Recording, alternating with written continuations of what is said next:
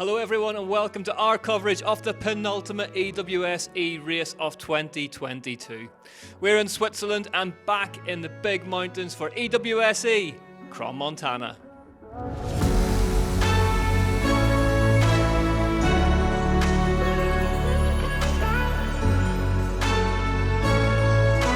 There were 3 loops here in Crans Montana and all 3 of them brutally kicked off with power stages. The total race distance a monstrous 70.9 kilometres with 4,222 vertical metres of climbing and descending. The first loop was the longest at 25 kilometres in length and was freshly coated in the remnants of some heavy overnight rain.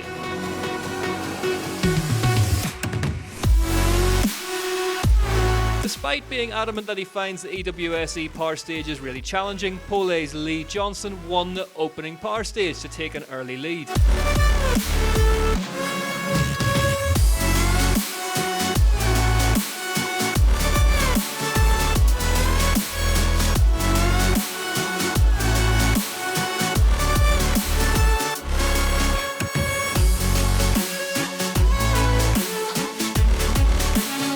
Specialised Sophia Wiedenroth set the fastest time in the Pro Women's.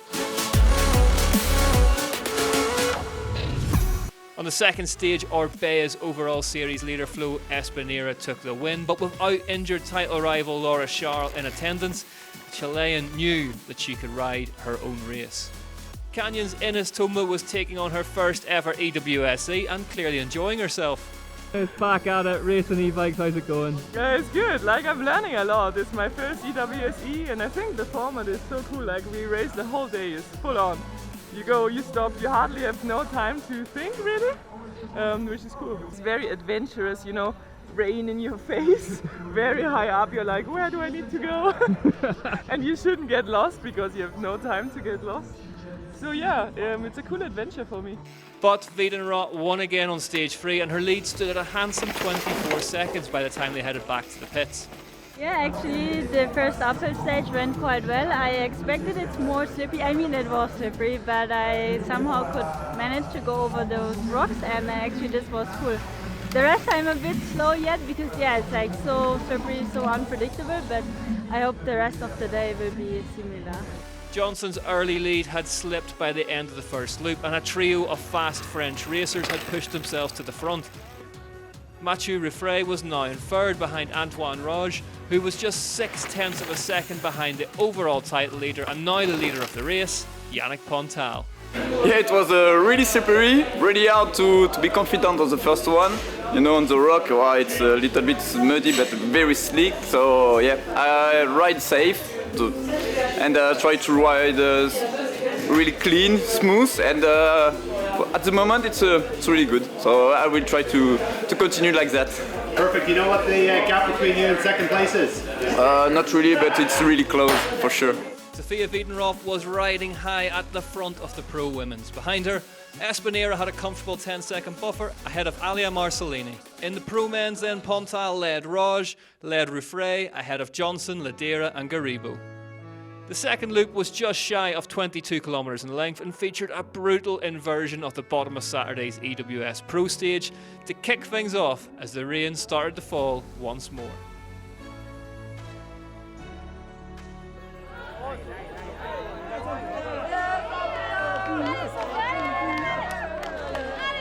The second power stage was won by Wiedenroth, with Toma clearly warming into her race 27 seconds behind her.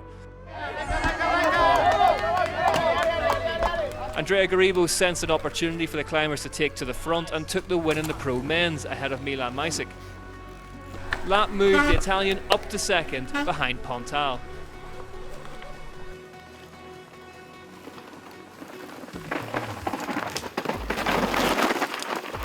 Antoine Rouge won on stage 5 with Garibo and Pontal in close contention behind him.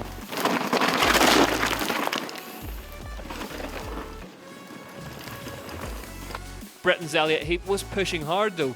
He was 4th on the stage and now 11th on the road.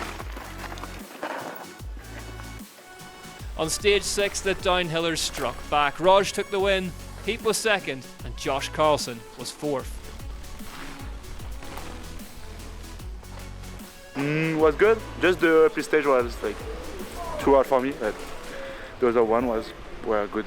You know what the situation is with the overall at the moment? Yeah, so yeah, it's tight. It's good. You're leading. Yeah, Cool. but there is one more power stage to go, and I'm not the best on it, so we will see. Yeah, it's going. We had a pretty miserable power stage, and there's a lot of climbing here, which isn't in my favour, being one of the bigger dudes, but we had a top 5 on stage 6, and we're looking to put in a big performance for the final stages. I'm excited for stage 9. I think that's my favourite for the weekend. It's a great way to finish.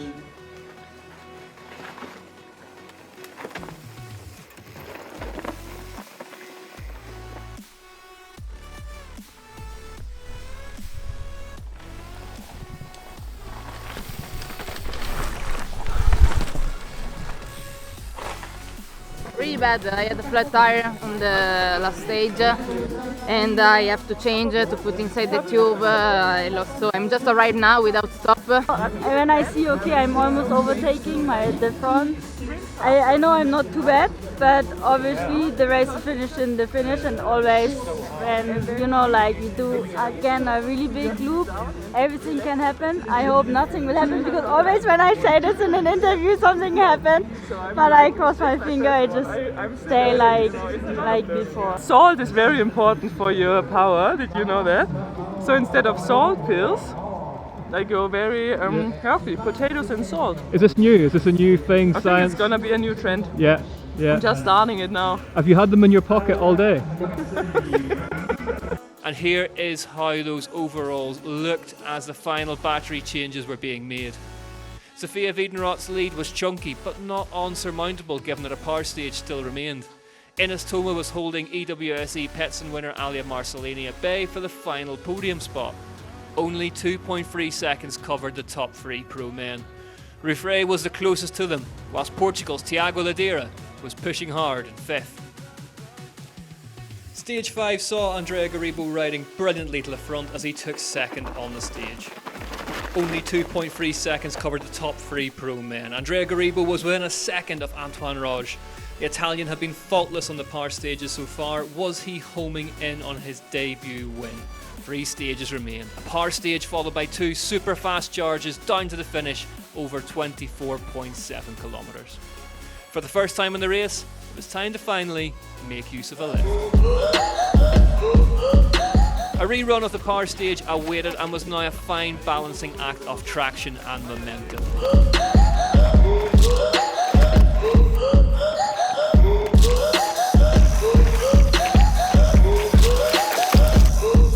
Yannick Pontal took the win ahead of Andrea Garibo and Tiago Ladeira.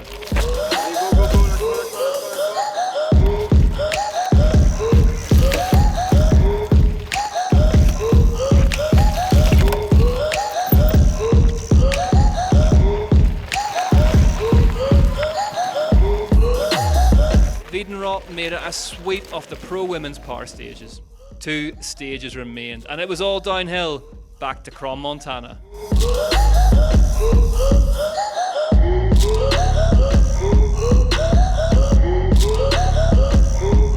Espiniera took 9.5 seconds out of Wiedenroth's lead on 8. It was now just over 25 seconds.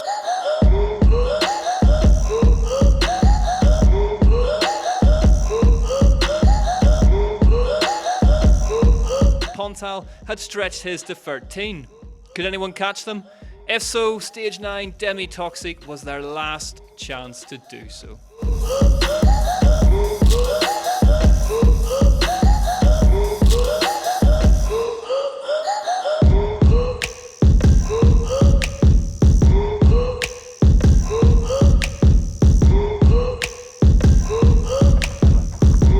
Antoine Roche won the final stage ahead of Elliot Heap.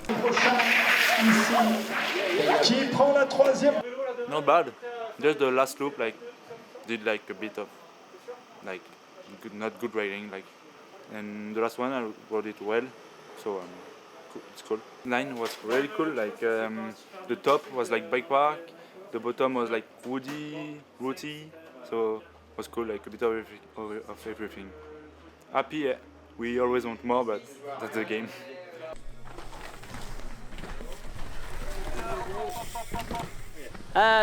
Good on the downs, rubbish on the ups, but I've not really rode an e-bike that much and never really tried a power stage before, so I had the power stages real good in practice, like just clean, and I like technical climbing, like trialsy stuff's like, I like that. It's kind of a bit of my forte at home. So I thought, oh yeah, I'll do alright at the power stages, and then in the race I just rushed everything. And then I went a little bit too easy on one of them because I thought it was longer than it was, but they shortened it more than I thought. But other than that, tracks were sick. Like every track that went down was unreal. E-bikes are so good, they got so much grip and they ride so well. So yeah, thoroughly enjoyed my time, and I think I'm going to do the one in finale. I was like, should I do one in finale? But after today, I think I will. So hopefully we get some good tracks again, and it's good fun. It was quite fun. My favorite of the day, bike park, a couple of jumps at the end, a low mid section, so enjoy it.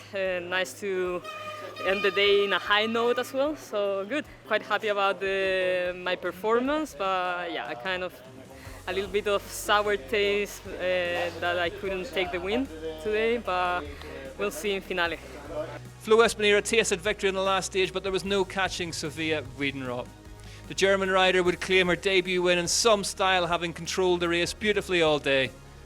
Ines Thoma took an extremely popular debut EWS-E podium to add to the celebrations. How are you feeling, Sophia? Exhausted, but I really enjoyed those big high alpine mountains, and the bike was just like working perfectly. So the morning it's really early, but we were like super lucky because we had some sun in the morning and the trails were still dry.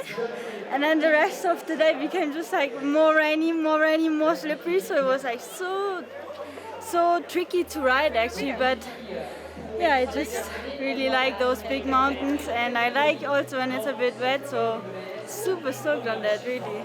There was no stopping Yannick Pontal in the pro men's race. The winner of the second race of the season stormed the second half of the EWS-E Crans Montana to take the win by 17.5 seconds from Andrea Garibo, who had ridden superbly all day and come through the pack beautifully. Antoine Rouge was third. Yannick, how are you feeling right now? I feel it's crazy, you know.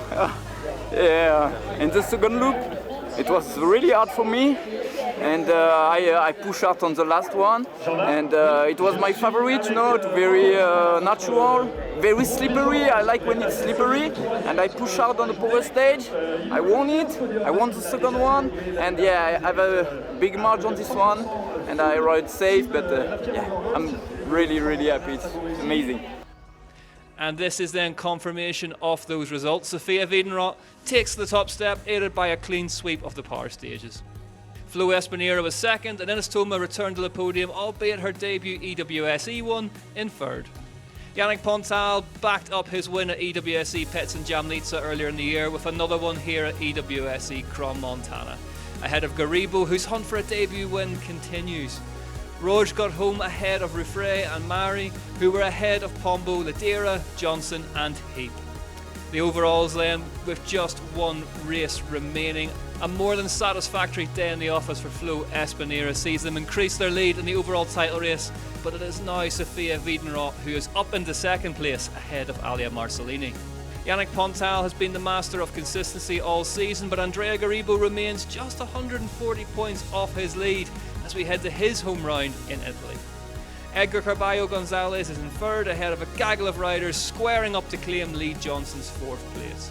And that result from Espiniera sees Orbea Fox Enduro team hold on to a slender lead from Miranda Factory team in the team's championship, and they have a wider gap behind them back to Lapierre Overvolt. That is it from another electrifying EWS-E on one of the biggest courses that the series has yet to produce. Don't forget to tune back in for the final race of the season as we head to the ever stunning, ever special Finale Ligure to enjoy all that is good about e-bike racing on the Italian Riviera. We'll see you there.